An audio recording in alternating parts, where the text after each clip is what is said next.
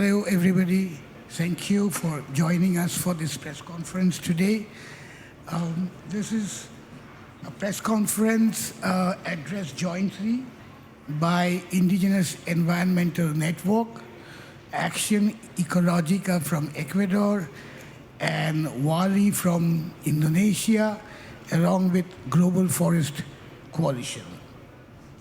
We are addressing REDD+ perpetuating deforestation and rights violation.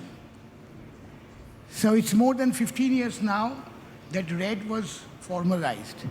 The core issues of reducing deforestation and forest degradation, and with that was added sustainable forest management and enhancing of forest carbon stocks. And where are we right now at the end of 2024? Rate of deforestation still alarming, and in some region it is rising. There have been a ton of global pledges to stop deforestation. One starts by the SDGs, which says stop deforestation by 2020. We have passed that.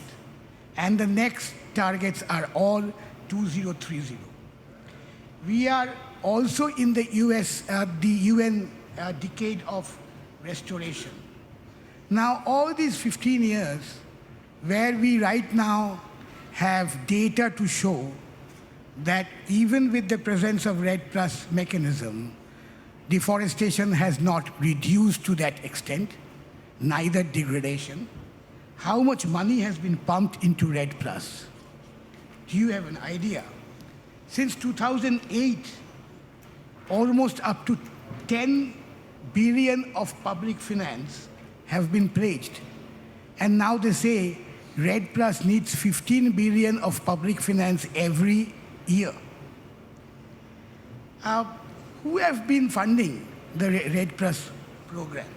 From World Bank to Green Climate Fund, Norway, Germany, UK, US, and facilitated by UNDP and UN REDD program. So what have we got? See, the highest recipients of REDD+, 3 countries, Brazil, Indonesia, and Democratic Republic of Congo. And if you see the latest data, all these 3 countries stand as the highest deforestation rates, still today, after 15 years. Now, why this money, which has been pumped to these countries, have failed to reduce deforestation? So, and then when we see how the REDD programs have transformed into forest carbon offsets, protected areas has been turned into REDD+ projects. In the name of REDD+ projects, you have logged forests. In the name of REDD+ projects, you have monoculture plantations with huge negative impact on the communities, on the indigenous people, on women and children, including sexual violence. Now, what does that mean to us? Why the REDD+, which was conceptualized and it was passed in the UNFCCC with the so-called non-binding safeguards mechanism in 2000 in Cancun, is not doing what it should do. Rather, in the third of the series of REDD+ briefer that we published from Global Forest Coalition in Bonn, we said it has failed. Who has really benefited from REDD+? And so now, the thing is that, should we continue with this kind of a mechanism which is failing repeatedly, and which is perpetuating deforestation, and which is perpetuating rights violation? So with giving more details, sharing more experiences, we have with us Usreni Chos from Wali, Indonesia. Usreni?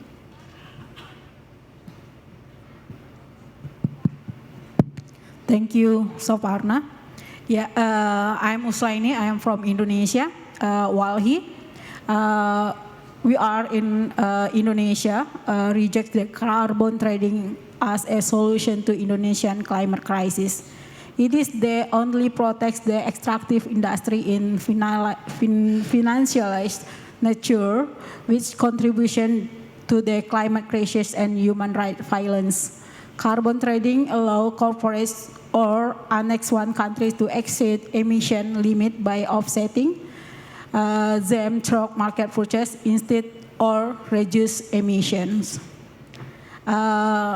So in simples, carbon trading is just license to keep emitting, to a license to keep violence human rights.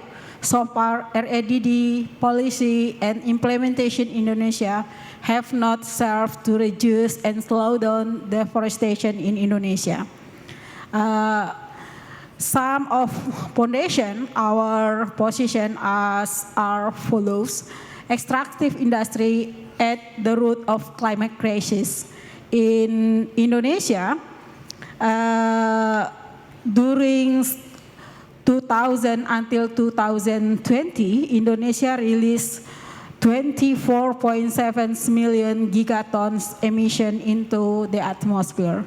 Two sectors that is large emitters, the energy sector and the volume sector. The energy sector contributes 38% or 9 million gigatons of Indonesia's total emission. The energy sector, relative consistent every year, release large amount of emission. Even the future, the amount will be continue to increase, along with the increased amount of energy consumption and carbon trading policies that allow coal-fired power plants continue operating as long they carry out carbon offsite. Co-firing pollution in Indonesia, steam power plants, by mixing 5% biomass with raw material from energy plantation forests and the wash, and 19.5% of it is coal. This situation will be made worse by Indonesian government program, which is also being purchased internationally to build an electrical vehicle ecosystem that will extract nickel on the large scales in Indonesia. The area nickel mining concession in Indonesia reached 1 million hectares and 700 hectares of it the forest area. Slow recognition of customary area and people managed area. The extraction regime is not only the heart of climate crisis, but also the root of land inequality in Indonesia. The Indonesians have hundreds over 50% on 97 million hectares of land to corporate for forestry, for plantation, for mining, while 10%, 33 million hectares of ocean allocated for offshore oil and gas extraction.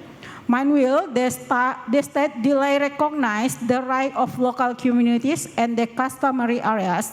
State corporates just 14 days to secure business permit, but for peoples often wait years for land management right, with only 5 million hectare forest grantee for social forestry in Indonesia. And three, ecological disaster, land grabbing, criminalization of the peoples. Data from Walhi from 2015 until 2021 show that there have been more 27,660 disasters, and they continue and increase. 19% of disaster continue by hydrometeorology disaster or disaster influenced by climate condition, such as flood, landslide, and extreme weathers.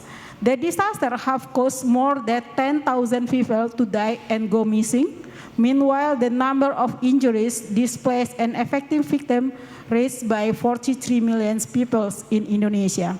Not only does it increase ecological disaster, the massive granting to extractive industry permit at the present of says millions of customary lands and people managed area and criminalize thousands of indigenous people, farmers, and local communities in Indonesia.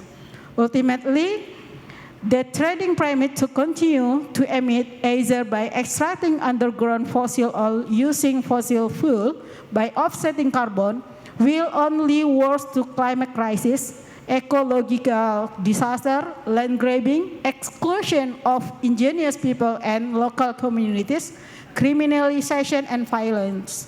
Meanwhile, the rules of capital are strengthening their economic and political position so they can continue to enrich themselves and control all national and global policies. Thank you. Thank you, Sreni. In Indonesia is a fit case where in the name of REDD+, without additionality, you put a project in the pitlands and then start deforesting the secondary forest by giving concessions to mining. So this is REDD+ in Indonesia. Thank you. Thank you, Soporno. More than 60 years ago, the oil companies knew already that global warming was caused by extraction and burn of fossil fuels. More than 60 years old. And they invented a lot of things. They put billions of dollars in order that to hide this reality.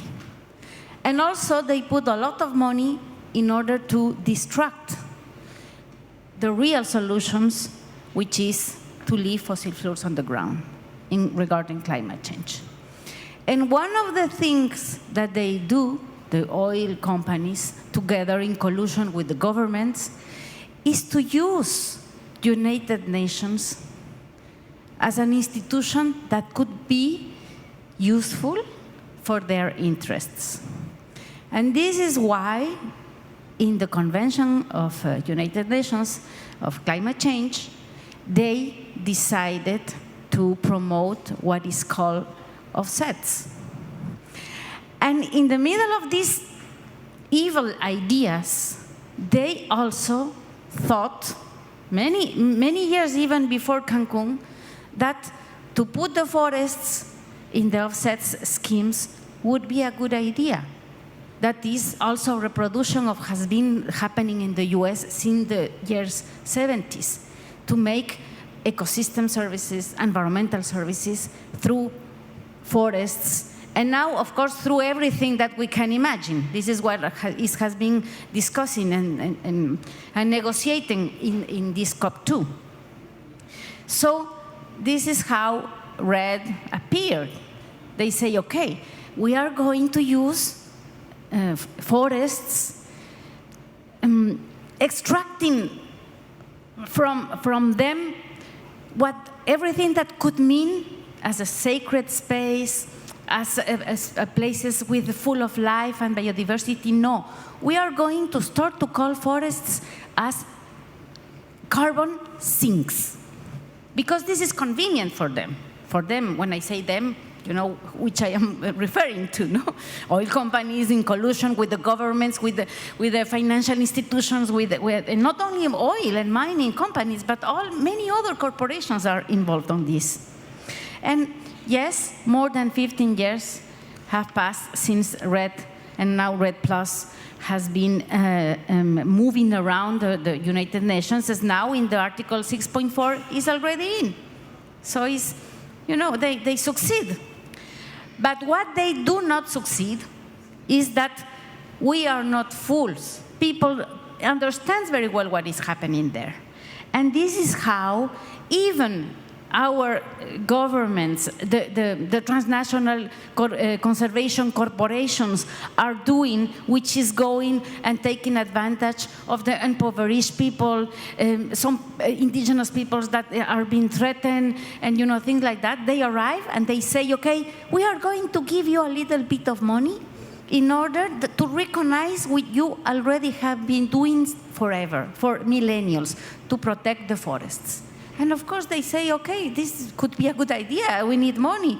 But what they don't say is the other side of the coin, which is with the credits that we obtain from your forests, we are going to give the polluters the right to continue polluting.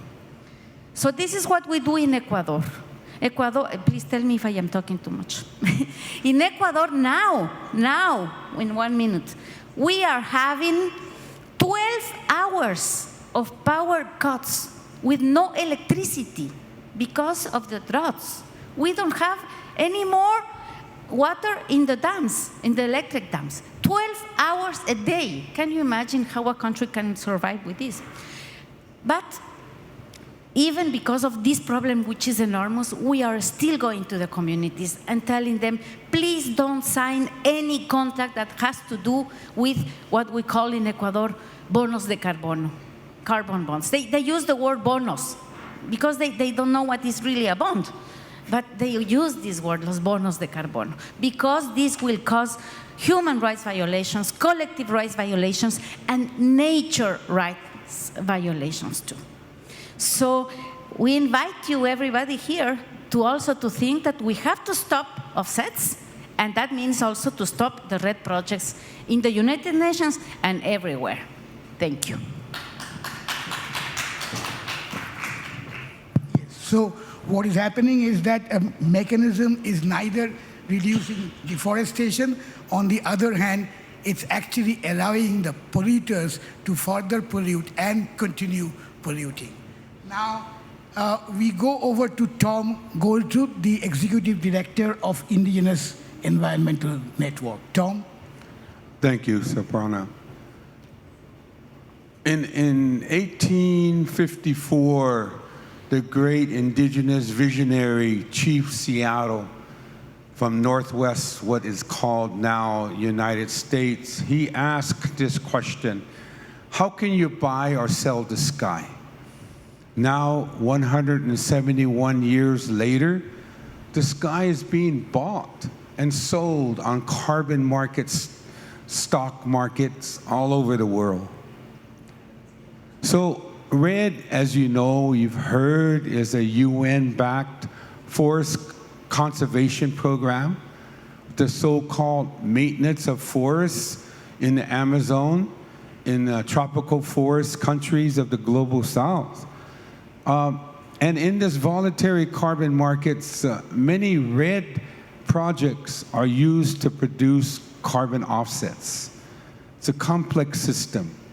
These credits are purchased by polluting industries to claim they have reduced their emissions. And that's where we have some serious concerns in this world of buying carbon credits, RED+. Although RED+ supporters, they always claim that RED+ projects protect forests, evidence has demonstrated that RED+ provides a way for the fossil fuel industry and other polluters to continue business as usual, with evidence of fraudulent credits and evidence of their violation on the rights of indigenous peoples, and that these projects have failed to fully recognize the international principles of free, prior, and informed consent, already evidence of land grabbing, and causing serious divisions within our indigenous communities, but also local forest-dependent communities as well. These are only some examples of RED+ projects within indigenous lands and territories that have become very problematic. My brother from the Hunaquai peoples of the Amazon of Acre, Brazil, who just left this morning, He said they have not received RED money after agreeing to engage in the RED initiative. The RED project has created a huge division, and even they have threats of systematically being threatened if they question RED. So we're very concerned of death threats because so much money is being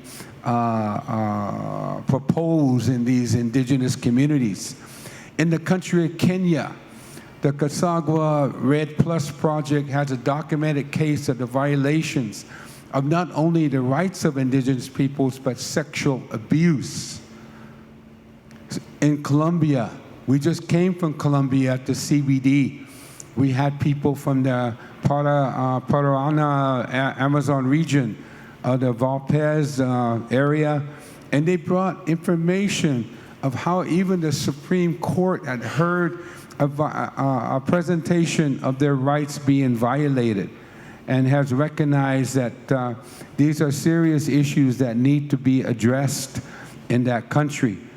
One of the leaders claimed that there's fraudulent wrestling control going on at the local level, wedge between the locals who support the project, quick injection of promises of cash, and he said around this issue, it contaminates their people spiritually, physically. It destroys everything in this territory for money.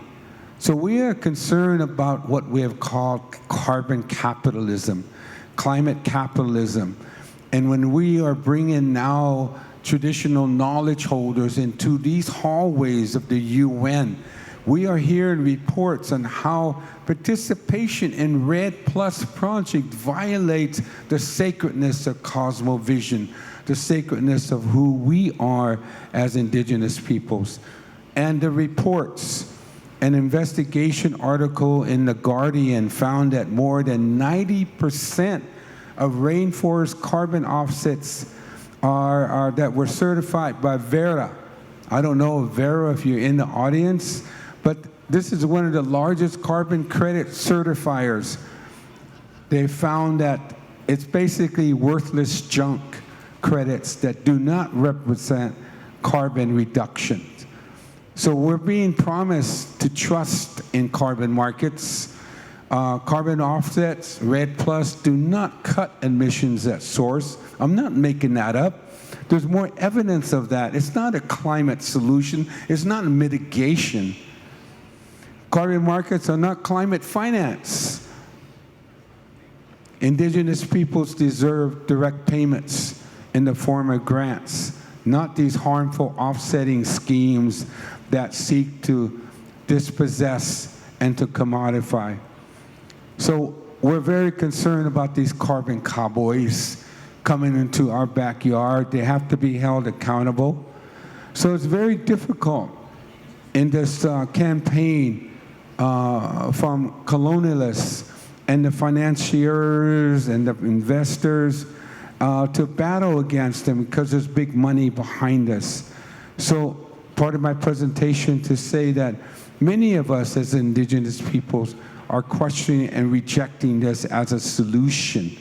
And the outcome here, the push to get Article 6 passed, the heart of the COP29 carbon trading is Article 6 of the COP21 Paris Agreement, and it sets a framework for international cooperation through carbon markets. Article 6 allows countries to buy and sell international transfer mitigation outcome to generate $1 trillion per year once it's launched. So money talks, but it's a form of genocide. That's what I fear that's being that's going to result here in this. So thank you very much. Thank you, Tom. So not only RAID has failed, but RAID is a great climate illusion.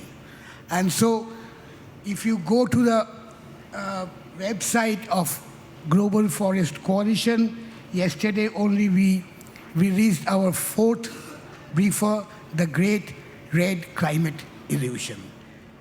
And now, if you have questions or Yeah, I would like to add in America Latina, we created a map, a virtual map, about all the fall solutions.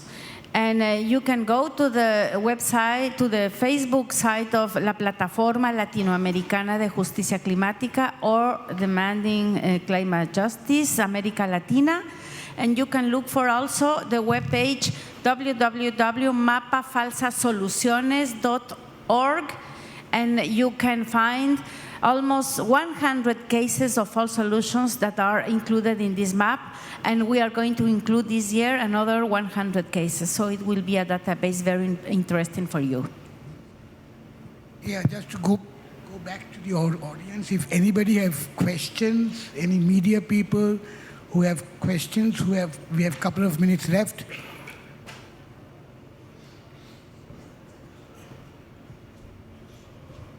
Yes, why not? While we can surely argue that the RED program has been a big failure from so many perspectives, could you briefly go to summarize what will be the alternatives that you will expect from government in this sense in your respective countries? Like just to give a future perspective. So our point is, the forests were already being conserved and protected for centuries by the indigenous people. So why not go back to them? Why do you need UNDP? Why do you need UN RED? Why you need the states to get the money, and nothing goes for those who are the actors, the main actors?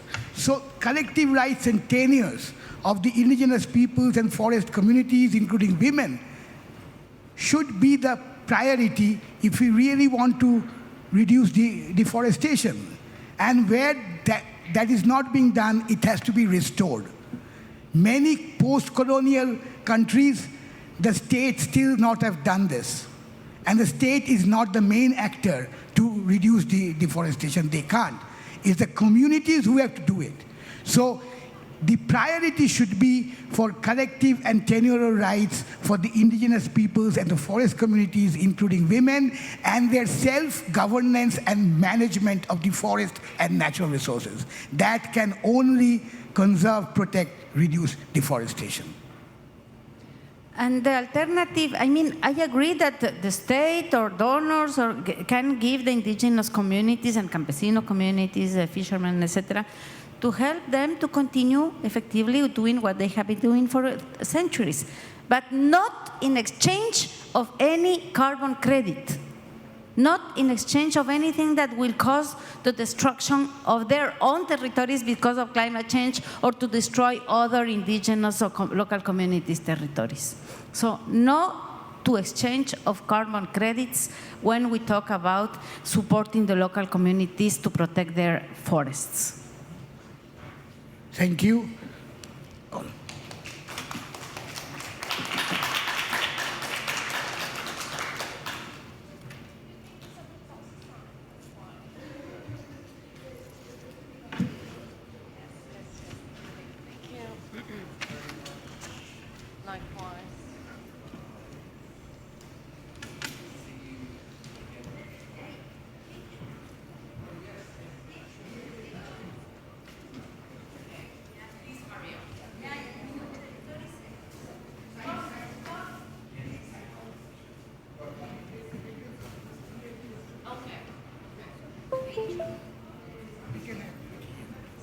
We can have a picture here.